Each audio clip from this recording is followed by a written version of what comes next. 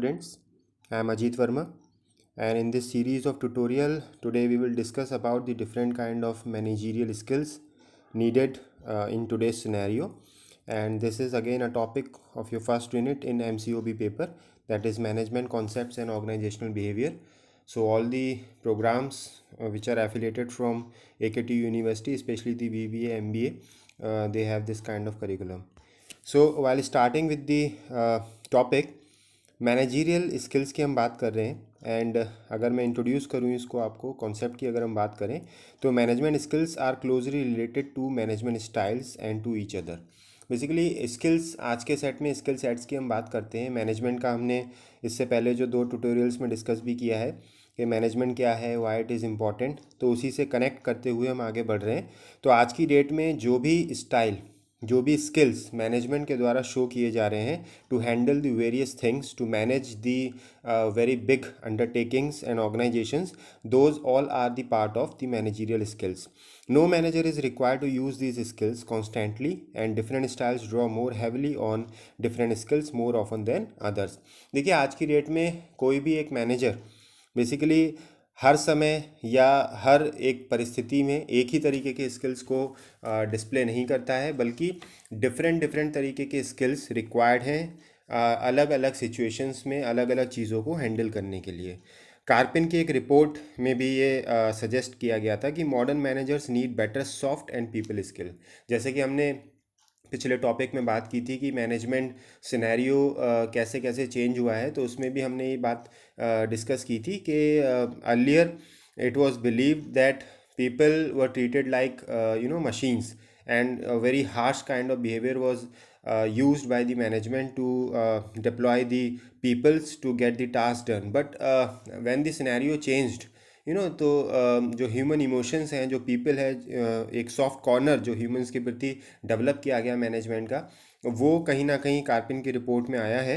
और आज के जो मैनेजर्स हैं वो बहुत ही सॉफ्ट कॉर्नर या बहुत ही पीपल स्किल्स का बेसिकली मतलब है कि मशीन से अलग इमोशंस के साथ हमें पीपल्स को ट्रीट करना है और उसी तरीके से उनके स्किल्स को हमें बढ़ाना भी है और समझना भी है।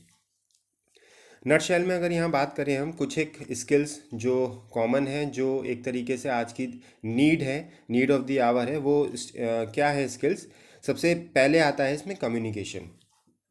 देखिए as a manager you must be perfect in communication. अगर आप प्रॉपर कम्युनिकेट नहीं कर पा रहे हैं, कम्युनिकेशन का यहाँ मतलब ये नहीं है कि आप सिर्फ इंग्लिश में ही कम्युनिकेशन रखें, no, not at all. Communication means that if you are able to deliver that what you want to say, that means that you are perfectly in your communication, so be it in English or in Hindi, जो सामने वाला व्यक्ति है उस तक आपकी बात पहुंचनी चाहिए और सही तरीके से उसको समझ में आना चाहिए। That is the whole objective of communication. यहाँ पर एक बात ये भी आती है कि जो मैनेजमेंट है वो कम्युनिकेट कर रहा है मिडिल लेवल पर, वो कम्युनिकेट कर रहा है लोअर लेवल पर, तो कम्युनिकेशन प्रॉपर होना चाहिए। और एक स्किल के तौर पर यहाँ पे जो हम इसको लिया है, जो इस बात को डिस्कस कर रहे हैं, उसका मतलब यही निकल रहा है कि मैनेजर्स को चाहिए कि वो प्रॉपरली कम्युनिकेट करें। अगर वो मैनेजमेंट से कम्युनिकेट कर रहे हैं, the way of communication will differ. अगर वो मिडिल लेवल पे कम्युनिकेट कर रहे हैं, again there will be a difference. और अगर वो लोअर लेवल से बात कर रहे हैं तो there will be a difference in all the 3 levels of communication. Second है इसमें डेलीगेशन। डेलीगेशन एक स्किल के तौर पे यहाँ पे हम बात कर रहे हैं। बेसिकली वो इसलिए कहा जा रहा है कि देखिए एज अ मैनेजर, क्योंकि यहाँ पर मैनेजमेंट की ही हम बात कर रहे हैं, तो एज अ मैनेजर या टॉप मैनेजमेंट की अगर हम बात करें तो आपको पता होना चाहिए कि what things needs to be delegated. Not all the authority you need to delegate to your subordinate. तो आपको कितनी ग्रांट देनी है, कितनी अथॉरिटी है, कितनी पावर उसको डेलीगेट करनी है, ये एज अ मैनेजर आपको समझना चाहिए। और ये एक स्किल है, ठीक है, ये एक स्किल है। आप खुद समझ सकते हैं, जैसे आपके अगर पेरेंट्स हैं कभी और वो घर से बाहर जाते हैं, तो अगर आप 2 भाई बहन हैं या 2 बच्चे हैं घर में, तो उनमें से बड़े बच्चे को वो जनरली घर की चाबी या घर का कुछ पोर्शन समझा के चले जाते हैं, जिम्मेदारियां दे के चले जाते हैं, डेलीगेट कर जाते हैं। किसी का बिल पे करना है या घर पे कोई बात है तो उसको ये सारी चीज़ें समझ में आती है। तो पेरेंट्स भी समझ बूझ कर उसी बच्चे को जिम्मेदारी देते हैं जो उन्हें लगता है कि हाँ उस जिम्मेदारी को उठा सकता है। फिर बात आती है निगोसिएशन। देखिए हर एस्पेक्ट पे आज की डेट में एक मैनेजर को निगोशिएट भी करना पड़ता है. Negotiation starts from like when you are dealing with the suppliers who are giving you the raw material, when you are dealing with the customers और your vendors.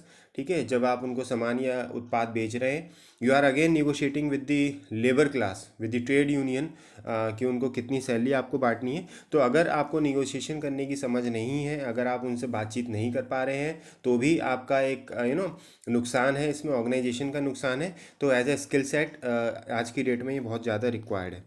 Team work is very important as a skill. देखिए आपको team में काम करना आना चाहिए. Team का मतलब यही नहीं है कि आप हमेशा लीड करें या एज अ लीडर ही आप बने, नो नॉट एट ऑल.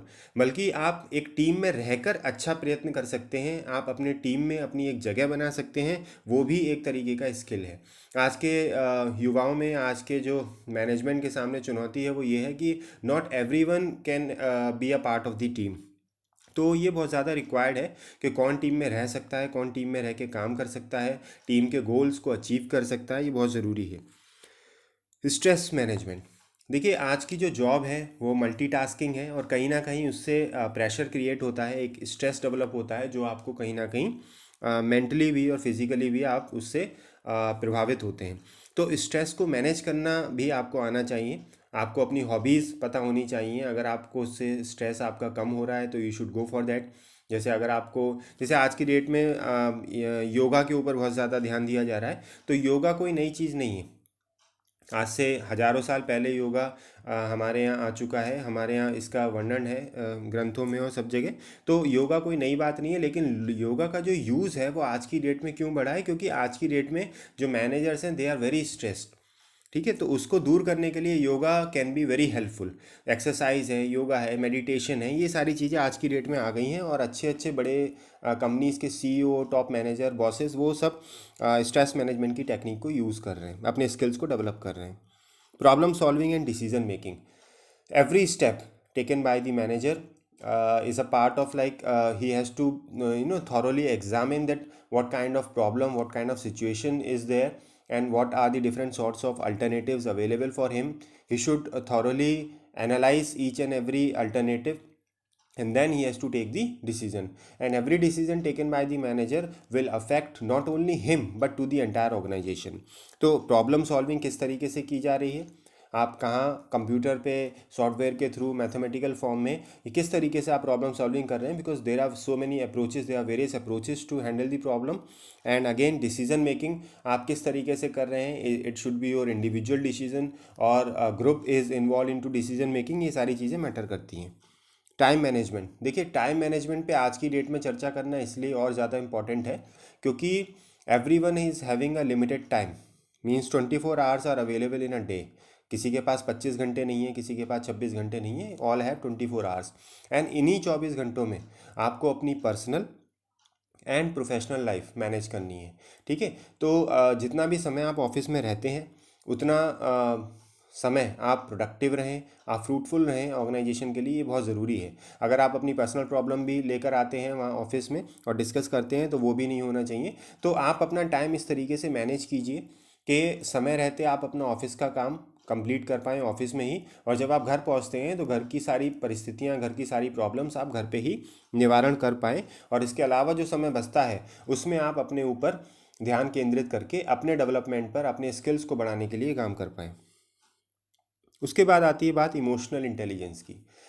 इससे पहले मैं आपको बताऊं कि कंपनीज आज से पहले आईक्यू पे बहुत ज़्यादा ध्यान देती थी, दैट इज़ इंटेलिजेंस क्वेश्चन पे. लेकिन अब ज़माना चूँकि बदला है, कंपनीज़ की रिक्वायरमेंट्स भी बदली हैं, और कंपनीज़ आज की डेट में समझ चुकी हैं कि खाली intelligence is not everything. So emotional question is you can say above than the IQ level, where the companies are basically seeking those guys, those employees who have a superior kind of intelligence quotient और emotional question. And basically emotional intelligence का यहाँ मतलब ही यही है, या emotional question भी हम इसे कह सकते हैं. ये मतलब है कि you should be stable in each and every kind of situation. Emotionally आप बैलेंस्ड होने चाहिए, आप स्टेबल होने चाहिए. जैसी सिचुएशन हो उसमें आप स्थिर रहकर अपने काम को कर सकें, डिसीजन मेकिंग ले सकें, तो ये बहुत ज़रूरी है. यहाँ चार्ट के थ्रू भी हम इसको कुछ कैटेगरीज में डिस्कस कर सकते हैं मैनेजरियल स्किल्स को। तो अगर यहाँ पर इसको समझना चाहें तो सबसे पहले आते हैं इसमें टेक्निकल स्किल्स। अगर हम कैटेगरी वाइज बात करें, देखिए technical skills as a manager आप कंप्यूटर सेवी हो, जो भी लेटेस्ट टेक्नोलॉजी आज की डेट में चल रही है उस पर काम करना आपको आना चाहिए, जिस भी फील्ड में हो। For example if you are dealing in the electronic field, so what are the different technologies in the electronic field used today, and you should work on the laptops, you know that how to work on the different platforms। तो ये आपके कहीं ना कहीं technical skills का part है और continuously आपको सीखना चाहिए, अपने टेक्निकल स्किल्स को अपग्रेड करना चाहिए, क्योंकि एज अ मैनेजर ये आपको करना ही है। दूसरा आते हैं ह्यूमन स्किल्स। जैसे अभी हमने बात भी की थी कि human skills basically as a human you have to grow up. आप दूसरों को भी एज अ ह्यूमन ट्रीट करें, आप अपने अंदर वो सॉफ्ट स्किल्स डेवलप करें कि आप कहीं ना कहीं प्रभावी हों, दूसरे आपकी बात को समझें। ठीक है, अपनी बॉडी लैंग्वेज, अपना एटीट्यूड, अपनी पर्सनैलिटी आप किस तरीके से ग्रो कर सकते हैं, ये बहुत ज़रूरी है। Conceptual skills, as a concept अगर हम बात करें तो आपको समझ में आना चाहिए कि कोई भी कॉन्सेप्ट है, ठीक है, उसको हम बेसिकली कैसे समझ सकते हैं। कंसेप्चुअल स्किल बेसिकली यही बताता है कि आप किसी भी चीज़ को समझने के लिए कॉन्सेप्चुअली कैसे काम कर रहे हैं। ठीक है, तो कॉन्सेप्ट बेसिकली वहाँ पे क्लियर होना चाहिए और those relates to your conceptual skill. आप किसी, जैसे आप पढ़ाई में भी बात करते हैं तो एज अ कॉन्सेप्ट आप मैथमेटिकल या फिजिक्स में या केमिस्ट्री में कॉन्सेप्ट्स को समझते हैं, क्लैरिटी लाते हैं। तो जब तक वो क्लैरिटी नहीं होगी, you may not be able to derive anything, you may not be able to solve any numerical. ठीक है, तो वो कहीं ना कहीं आप नहीं कर पाएंगे जब तक आपके कॉन्सेप्ट्स क्लियर नहीं है। फिर बात आती है diagnostic skill. Diagnostic as the name suggest you that relates to diagnosis, जैसे डॉक्टर्स करते हैं। ठीक है, तो आपके सामने जब आप ऑर्गेनाइजेशन में होते हैं, आपके सामने डिफरेंट सिम्टम्स होते हैं। ठीक है, डॉक्टर्स भी क्या करते हैं कि आपके सिम्टम्स को देख के वो प्रॉब्लम्स तक पहुंचने की कोशिश करते हैं। तो वही बात यहाँ पर है कि जो मैनेजर्स हैं वो ऑर्गेनाइजेशन में होने वाली प्रॉब्लम्स आइडेंटिफाई करना उनका काम है। तो उन प्रॉब्लम की जो बेसिकली उनके प्रॉब्लम से जो आ रही हैं चीज़ें, उसको देखते हुए, पहचान करते हुए वो उन प्रॉब्लम तक पहुंचने की कोशिश करते हैं। ठीक है, वो प्रॉब्लम के जो रिपरकशंस हैं। ठीक है, जैसे आप किसी डॉक्टर के पास जाते हैं तो आप बताते हैं कि साहब सर में दर्द है, पेट में दर्द है या गले में खराश है, तो वो बताता है कि आपको वायरल फीवर हुआ है। तो इसी तरीके से डायग्नोस्टिक में कि आपके जो रिजल्ट्स आ रहे हैं कि प्रोडक्टिविटी लॉस हो रहा है, वर्कर्स काम नहीं कर रहे हैं सही से, वेयर एंड टेयर ज़्यादा हो रहा है, लीव ज़्यादा ले रहे हैं वर्कर, तो ये बेसिकली उनको देखकर आप एक्चुअल प्रॉब्लम तक पहुंचने की कोशिश करते हैं।